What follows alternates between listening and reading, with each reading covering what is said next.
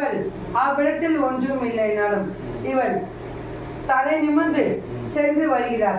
ஒரு இடத்திலும் நாடுவது அல்ல. அதனால் கர்வமாக இருக்கிறாரு. கர்வத்தை அடக்க வேண்டும் என்ற எண்ணம் அவ்விடத்தில் உள்ளது.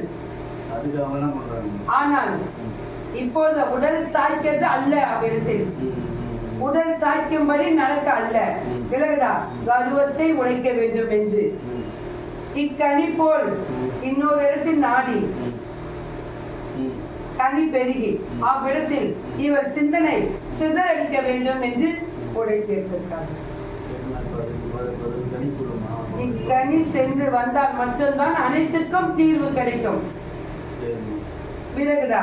அவள் உடல் ஏன் சாய்கிறது, அவள் உடல் ஏன் பிரிந்தடிக்கிறது, அவள் மண்ணுக்குள் ஏன் சொப்பனம் நடக்கிறது என்பதை நான் அனைத்தும் குறித்து தருகிறேன்.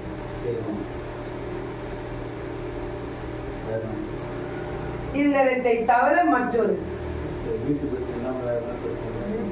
பையனுக்கு ஒரு நிரந்தரமான வேலை இல்லைன்னா போறான், அவனுக்கே பிரச்சனை இருக்குது. அவன் இவரும் ஒரு மனநிலையில இல்லை. என் கனியை அவன் பெருகுவானா?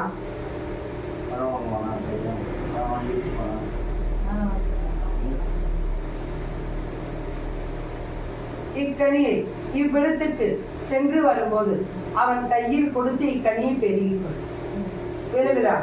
பெருகி கொண்டு இவ்விடத்துக்கு அழைத்து வந்தால் அவனுக்கு என்ன நடப்பது என்பதை நாம் கொண்டு கொள்கிறோம். ஆனால் அவன் வார்த்தை உச்சரிப்பை அவன் சற்று குறைக்க வேண்டும்.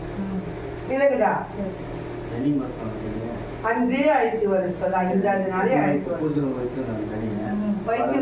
இவ்விடத்துக்கு சென்று வரும்போது அவன் கையில் கொடுத்து யாருடைய விரல்களுக்கு படக்கூடாது.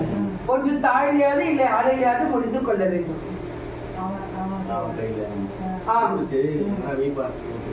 ஒரு பேப்பருக்கு துணியில மச்சி எடுத்துன்னு கையெல்லாம் போடக்கூடாது, யார் கையும் போடக்கூடாது. சரி.